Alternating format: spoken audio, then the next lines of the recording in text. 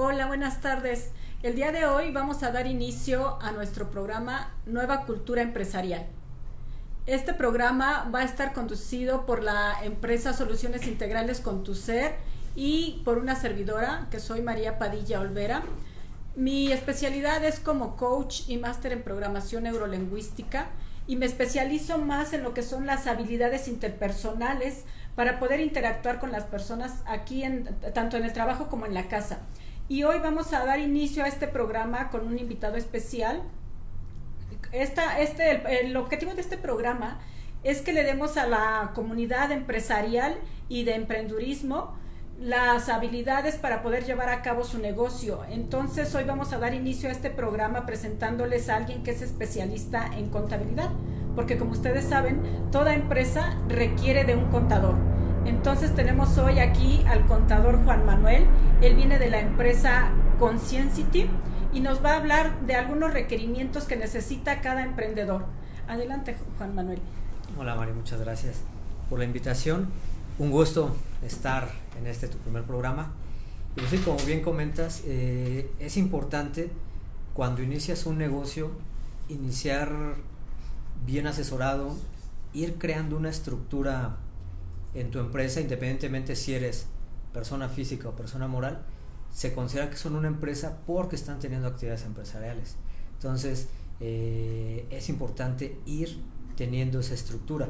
Me ha tocado ver empresas que empiezan a crecer muchísimo y por falta de estructura quiebran. Parecería contradictorio porque lo que buscamos todos como empresarios es vender más, Claro. pero si no estás preparado, si no sabes cómo está en este momento parado tu negocio, es muy complicado saber qué estrategia seguir para llegar a donde tienes que llegar. Y es muy importante en las distintas áreas de tu negocio tener un asesor que te vaya guiando, que te vaya dando esos focos rojos que a lo mejor por la inexperiencia que se va teniendo en un inicio, cuando comienzas tu negocio, esa inexperiencia te puede llevar a cometer errores que a veces pueden ser muy costosos o errores que pues, puedes solucionarlos, pero te van a detener un poquito en esa meta a la que quieres llegar. Entonces claro, es importante. Muchas personas piensan que a veces es caro, pero hay veces que sale más caro solucionarlo que planearlo. Claro, si no tienes quien te asesore te puede salir más caro. Les voy a platicar un poquito más de la experiencia que tiene Juan Manuel. Él estudió en la Universidad Autónoma de México y tiene más de 13 años de experiencia trabajando con diferentes tipos de empresas, con diferentes giros, como es la farmacéutica. ¿En cuáles otras has trabajado? He participado en distintos giros, desde distribuidoras farmacéuticas, agencias de publicidad, empresas que se dedican a la seguridad privada, empresas de la industria editorial, empresas de servicios en general, empresas manufactureras, empresas maquiladoras. Pues hemos participado en varias empresas, desde la parte contable, la parte de consultoría, la parte de auditoría. Muy bien, tienes mucha experiencia, Juan Manuel. Oye, y platícanos algo, ¿de dónde nace el nombre de Consciencity? Consciencity, muy bien. Bueno, es una combinación o un juego de palabras. Uh-huh. La primera parte es cont, de contabilidad, de contadores, y juntándolo con Consciencity es haciendo alusión a conciencia. Interesante. Desde mi punto de vista es muy importante ser conscientes en todos los aspectos de tu vida, y todo parte de la cabeza en cualquier estructura. Nosotros como personas o en una empresa, el tema de la cabeza es fundamental porque de ahí se va a permear hacia abajo. Entonces en una empresa es importante que tengas conciencia de cómo es la situación financiera de tu negocio para saber dónde atacar, dónde le duele, o saber qué tanto puede soportar un crecimiento o no, y también tener conciencia de lo que son las reglas fiscales que aplican a tu negocio. Claro. Si haces tal o cual operación, de qué manera te va a afectar en el pago de impuestos, que es una consecuencia de todo el tema financiero. Siempre lo que debe prevalecer en el negocio es el tema financiero, y de ahí se desprende el tema fiscal. Entonces claro, es muy importante esa conciencia. Mira, vamos a darle como una estructura, como por ejemplo, vamos a iniciar dándoles algunas recomendaciones a los que apenas están como emprendedores. ¿Cuáles son los requisitos para que ellos se puedan constituir? ¿Nos podrías ayudar con eso? Claro que sí. Hay dos opciones que yo les recomiendo. Una es, siendo personas físicas, es un régimen que se llama régimen de incorporación fiscal. Tiene muchísimas bondades en este momento, muchísimas facilidades en el tema de pago de impuestos. ¿Quiénes pueden entrar a esto? Cualquier persona que quiera emprender o hacer una actividad empresarial, siempre y cuando no pertenezcan o no sean socios o accionistas de una persona moral, porque eso en automático te limita, ya no puedes acceder a tú como persona física pertenecer a este régimen de incorporación fiscal, pero si obtienes ingresos por sueldos y salarios, puedes estar en régimen de incorporación fiscal. Si obtienes ingresos por asimilado, también puedes estar. Si obtienes ingresos por arrendamiento, también puedes estar. Okay. ¿Quiénes no pueden estar? Personas que, como lo mencioné hace rato, pertenezcan ya a una persona moral, o personas que obtengan ingresos por comisión, pero que estos ingresos representen más del 30% del total ingresos de todos sus ingresos en conjuntos. Y adicionalmente, no puedes rebasar en suma 2 millones de ingresos al año, porque en automático brincas al siguiente régimen. Exactamente. ¿Y cuál es ese siguiente régimen? El siguiente régimen es régimen general para las personas físicas, y bueno, ahí ya tienes que cumplir al 100%. ¿Sería régimen general de personas físicas con actividad empresarial? Exactamente. Regresándome tantito al tema del RIF, déjame comentarte los beneficios que tiene este régimen, o las bondades, o por el cual yo recomiendo que inicien. Para empezar, bueno, como comentaba, el límite son 2 millones. Límite de ingresos. Límite de ingresos. Yo creo que es un buen inicio para alguien que está emprendiendo. El segundo beneficio es que durante el primer ejercicio fiscal tienes un descuento del 100% del impuesto sobre la renta.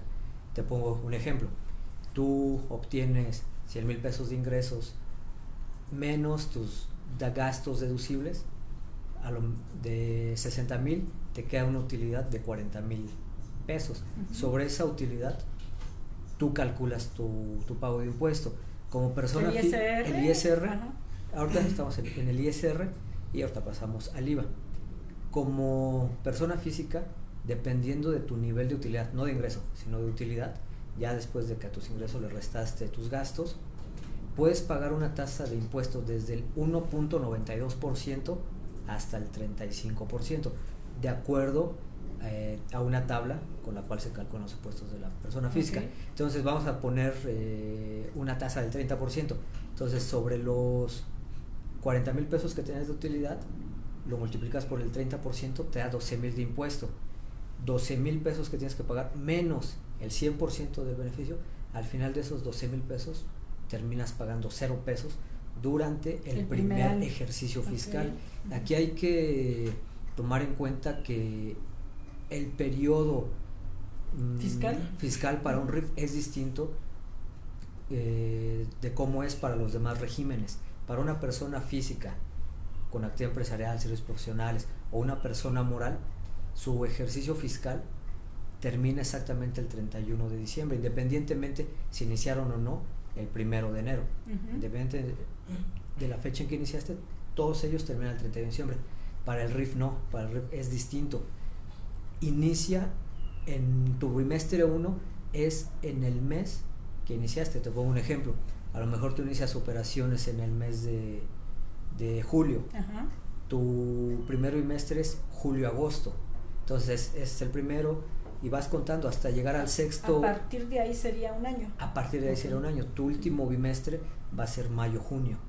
Entonces ahí para que se tome en cuenta, porque el primer año que surgió el RIF, muchos no contemplaron eso y se dejaron llevar por el cierre fiscal, que es la fecha del 31 de diciembre en los otros regímenes, y a lo mejor llegaron a los 2 millones hasta el 31 de diciembre y en enero facturaron, sobrepasaron y oh sorpresa, se dieron cuenta ya de tuvieron que pagar impuestos. Que ya cambiaron de régimen. Okay. Entonces hay que tener cuidado en ese. Sobre todo cuando van aspecto. iniciando. Sobre todo cuando van iniciando y que todavía no le agarran bien la. Claro, y es onda. para que aprovechen los beneficios que te está dando Hacienda. Exactamente. Uh-huh. Para el segundo año, el beneficio disminuye el 10%.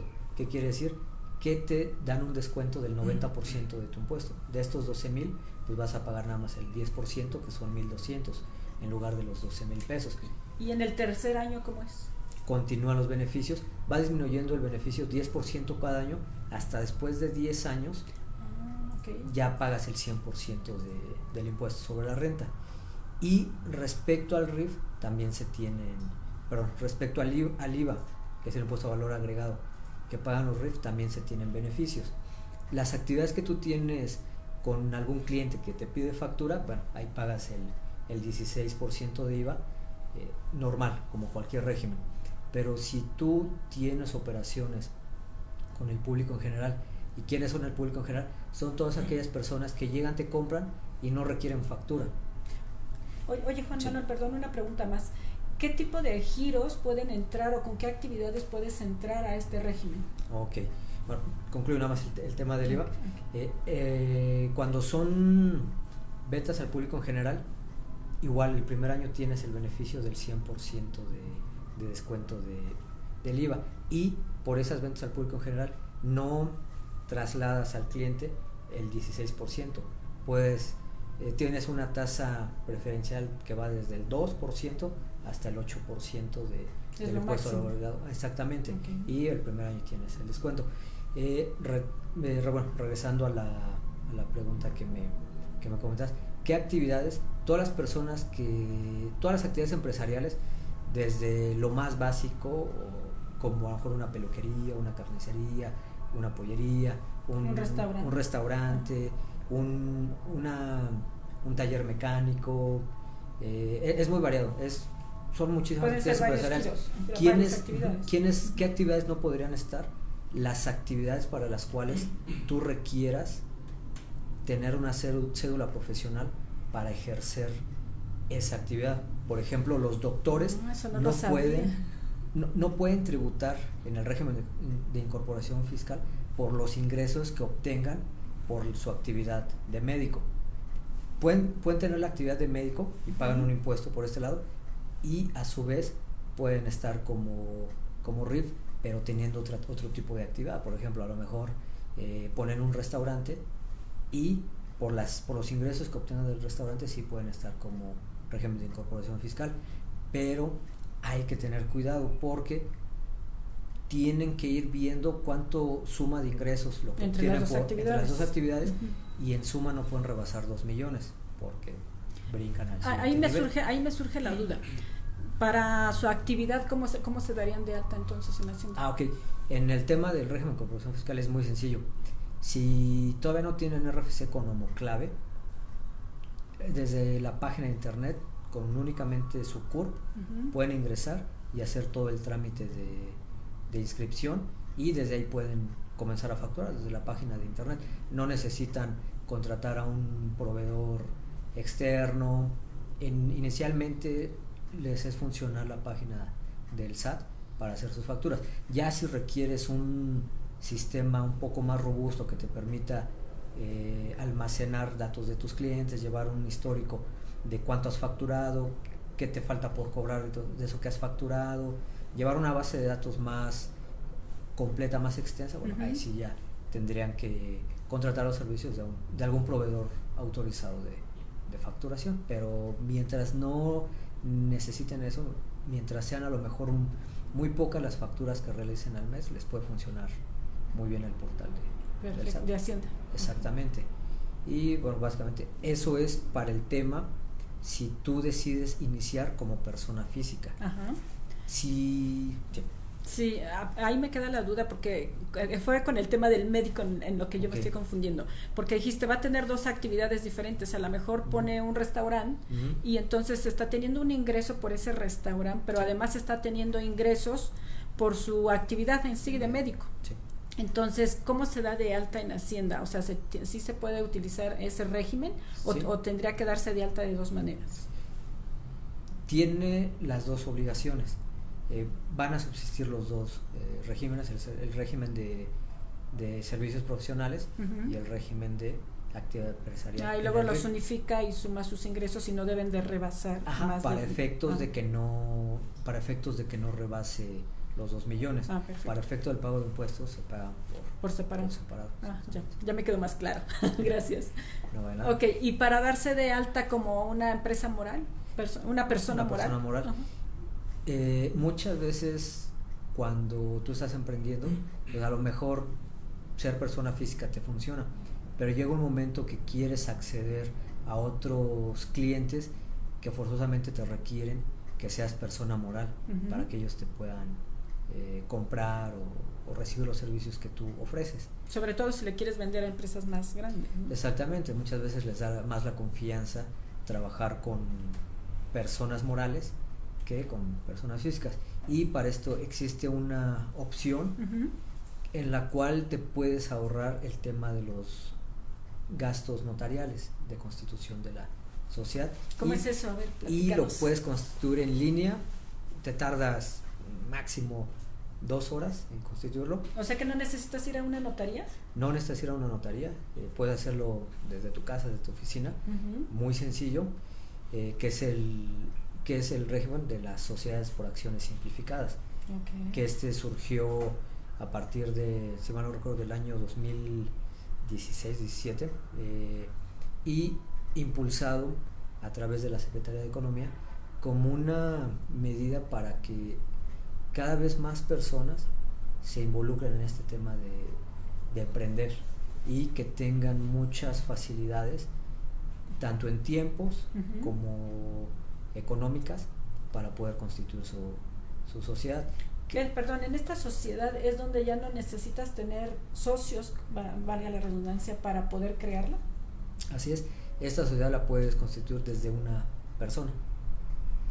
Puede ser 1, 2, 3, las que sean, pero es a partir de una sola persona que la puedes constituir. Otro de los beneficios es de que el capital mínimo para constituir esta SAS es de $1. Entonces, o sea, no necesitas ni siquiera un capital. No, este es un capital importante. O sea, tú puedes desde $1 iniciar la operación de tu empresa. Obviamente ya va a depender, ya hablando, digamos, de temas financieros, qué tan fuerte se puede ver tu empresa respecto a interesados de tu empresa externos, ¿no? O sea, a lo mejor tú quieres participar en una licitación y ven que pues tienes $1 de capital, y a lo mejor es una empresa que no va a tener tanto sustento, tan soporte para hacer frente a sus responsabilidades, sus compromisos. Entonces, bueno, está la opción de iniciarlas desde $1, ya que cada quien evaluará con cuánto le es conveniente de acuerdo a la actividad que quiere hacer y a los clientes que quiere llegar. En este punto, para las personas que van iniciando y que son emprendedores, ¿con cuánto les recomiendas tú que inicien de capital? Ahí es, bueno, es muy variable. Como tal, darles una recomendación de un monto sería complicada. Te pongo un ejemplo, a lo mejor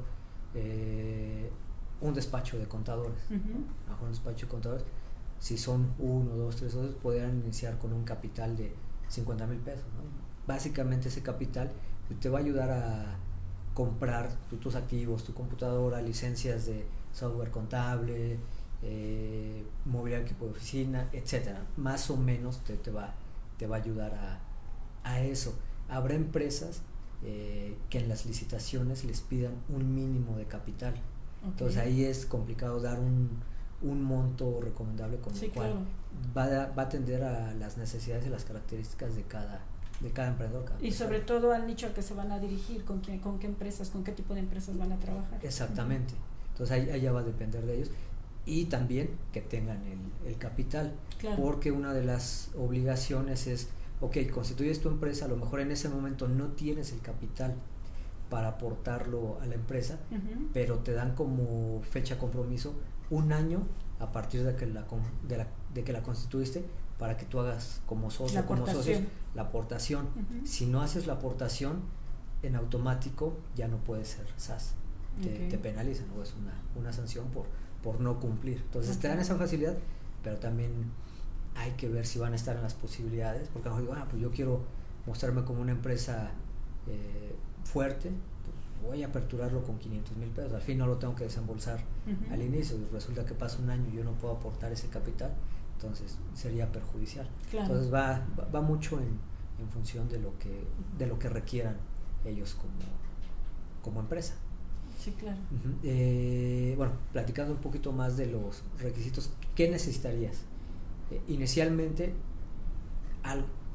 el socio único o alguno de los socios debe tener la autorización de alguna de las denominaciones o razones sociales con las cuales van a constituir la empresa. Por ejemplo, mejor la empresa se va a llamar Patito SAS. Uno de los socios debe de tener registrado o sí, tener el derecho de uso de la marca, de la razón, de la razón social, Patito. Okay. Entonces ese es el primer requisito. Lo puedes tramitar en línea también, igual a través de la Secretaría de Economía. Accesas, metes las denominaciones o razones sociales por las cuales quieres tener tú el derecho, y en un lapso aproximadamente de 3-4 días te responden cuáles de las razones que ingresaste sí te dan la autorización para que las ocupes. Okay. Ya después de eso ingresas a otra sección de la Secretaría de la página de la Secretaría de Economía y comienzas tu trámite. Seleccionas la denominación o razón social que vas a ocupar, y de ahí en un lapso de 2 horas máximo obtienes la constitución de tu empresa, obtienes tu documento electrónico constitutivo, obtienes tu registro público de comercio, obtienes tu RFC, tu registro federal de contribuyentes, obtienes la firma electrónica de la empresa, y si vas a tener o piensas tener trabajadores, también puedes obtener en ese mismo trámite tu registro patronal como patrón. ¿Todo esto lo tramitas en la Secretaría de Economía? En la página web de la Secretaría de Economía. ¿Tiene algún costo o es gratis? No, es gratis, que es otra de las ventajas de esta SAS.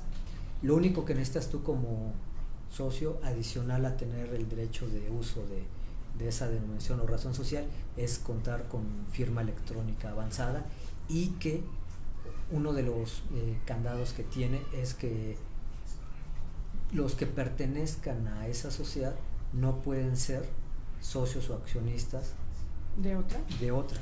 Okay. Entonces, bueno, hay que evaluar bien quiénes van a entrar ahí. O sea que ellos ya pueden, bueno, cualquier emprendedor ya puede hacer todos estos trámites, y además gratis. Además gratis, sí, exactamente.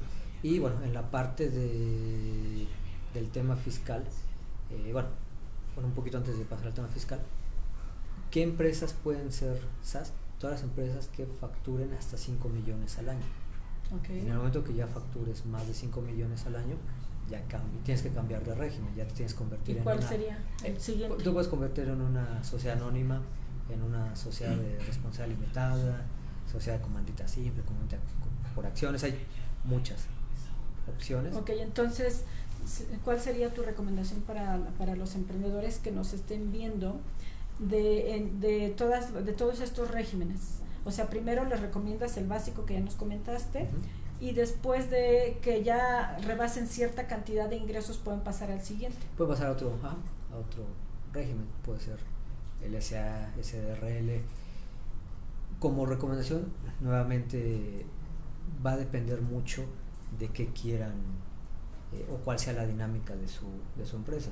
Por ejemplo, una SA te permite que haya ingreso y salida de socios de una manera más rápida. En cambio, una SDRL es más lento, se necesitan más protocolos, es más lento, es más cerrada. Entonces va a depender que busquen. Otra diferencia entre una SA y una SDRL es que si en algún momento la SA no puede hacer frente a sus compromisos, entra como responsable los socios. Oye, entonces, perdón, entonces ahí supongamos que tienen alguna deuda la SA, los socios tienen que pagar con su capital personal, y con su patrimonio. Okay.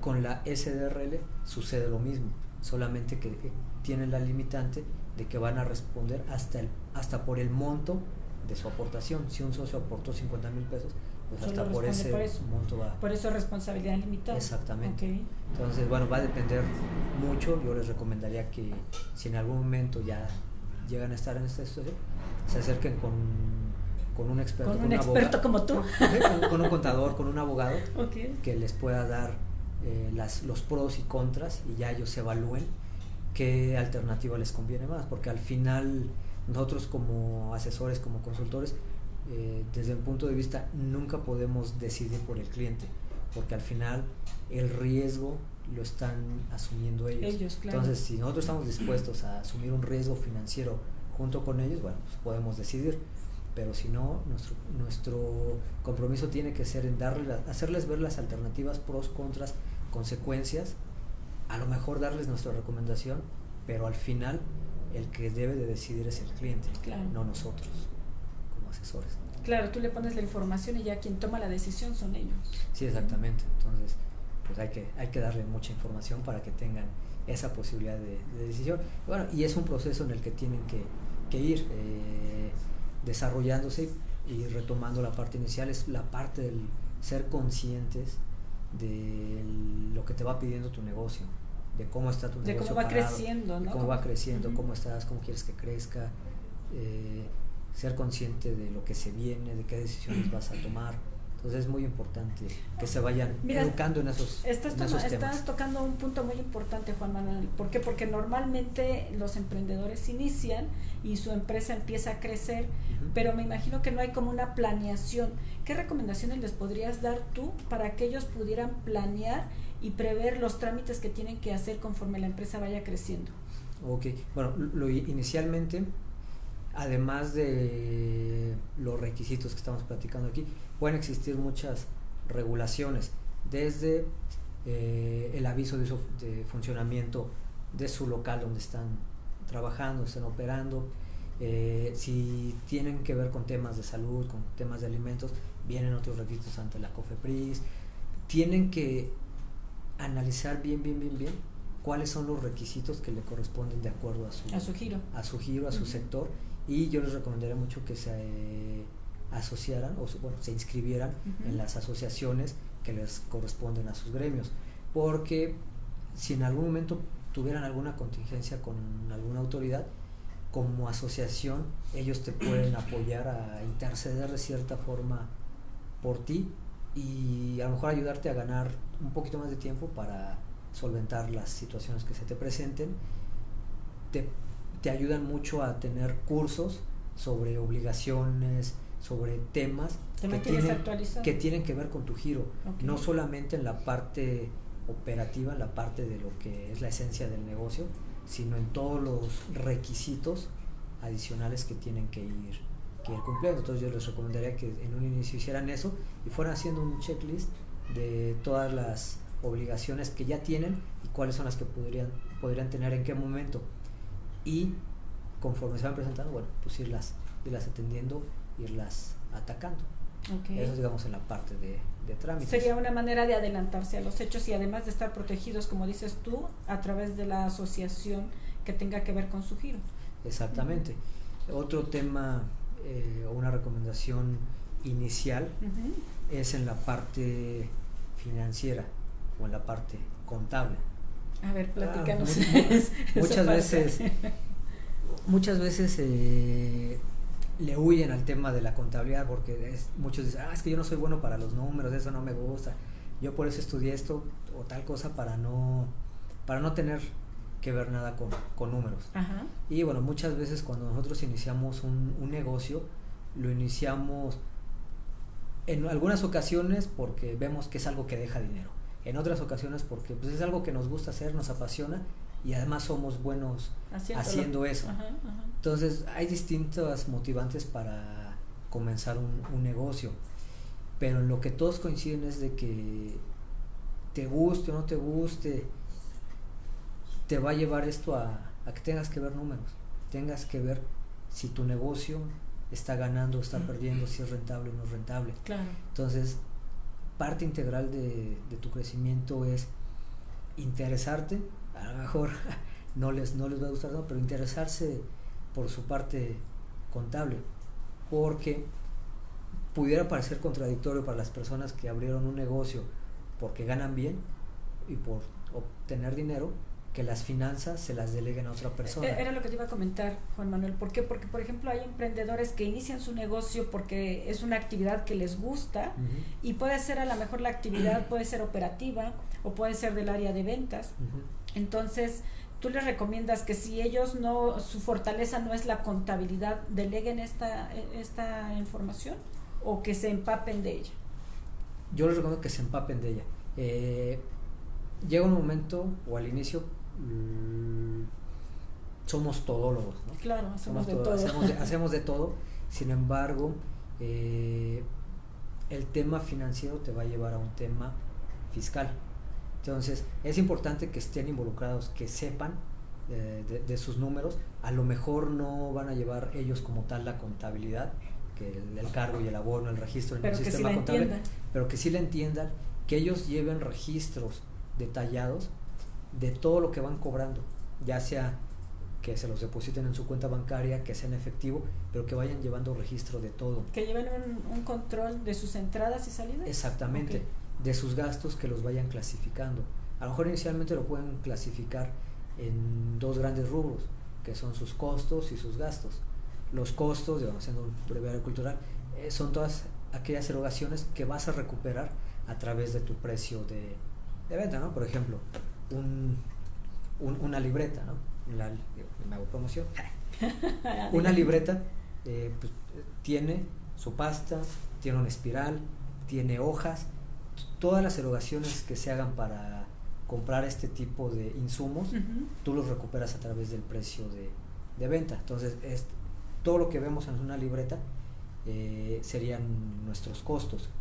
Y el otro rubro son nuestros gastos de operación, y en esos gastos de operación pueden entrar los gastos administrativos, los gastos de venta, los gastos de distribución, que eso no lo recuperamos como tal a través del precio de venta, pero los necesitamos para poder operar el negocio.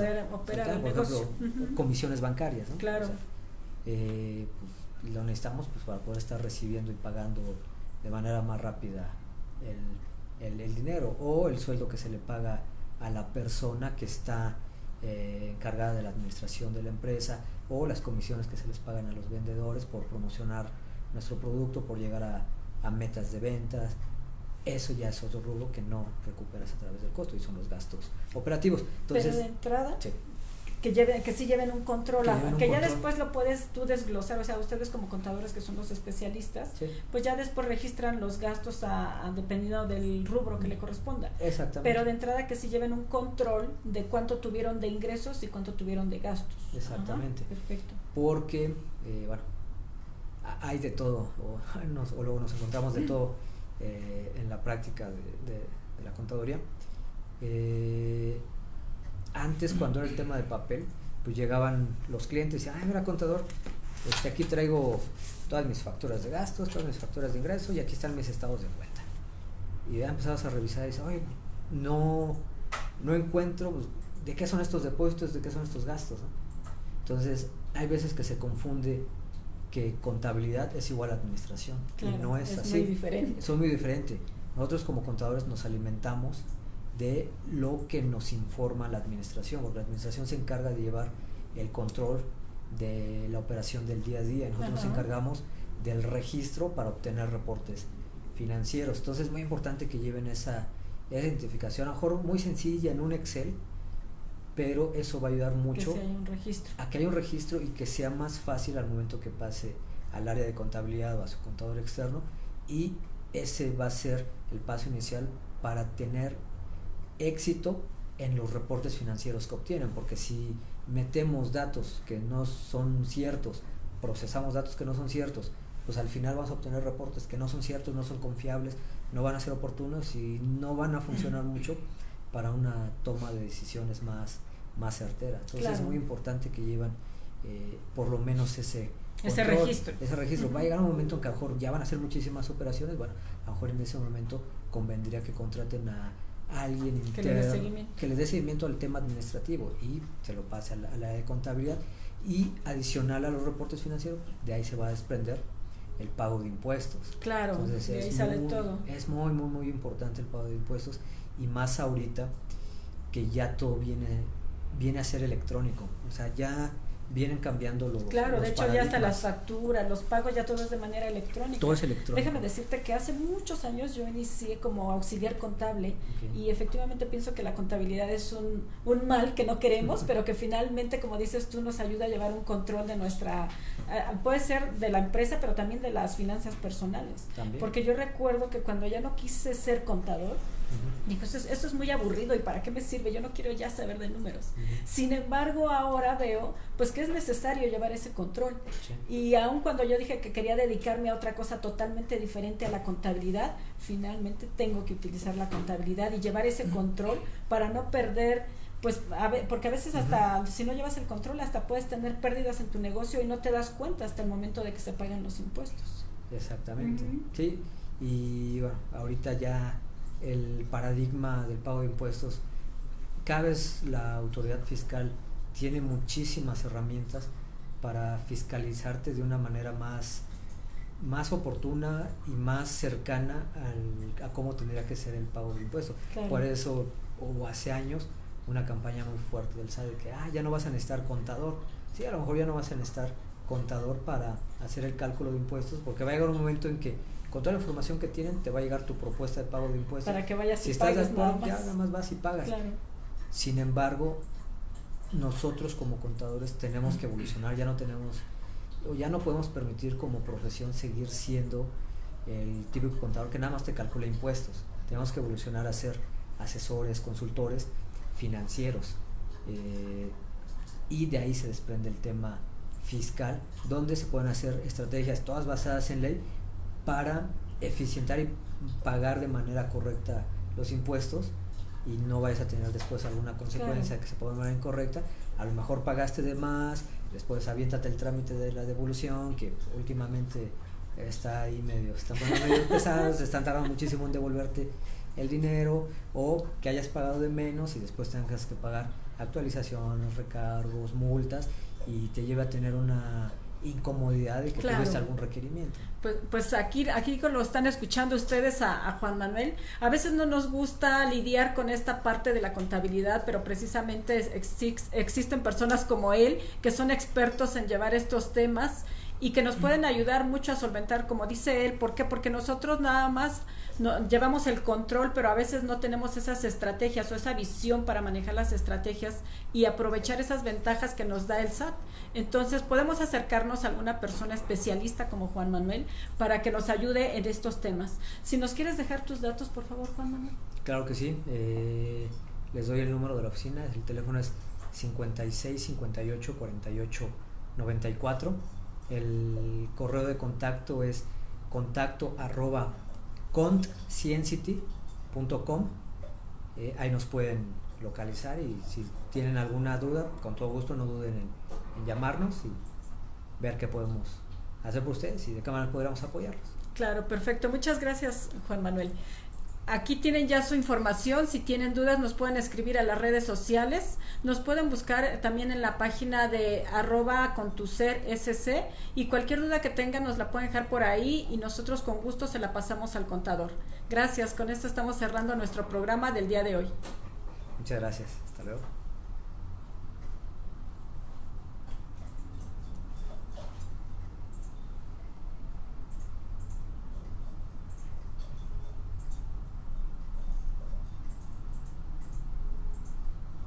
Muy bien, temas muy interesantes y muy extensos. Sí, y bueno, yo dije, no, pero vamos a platicar en 5 minutos esto.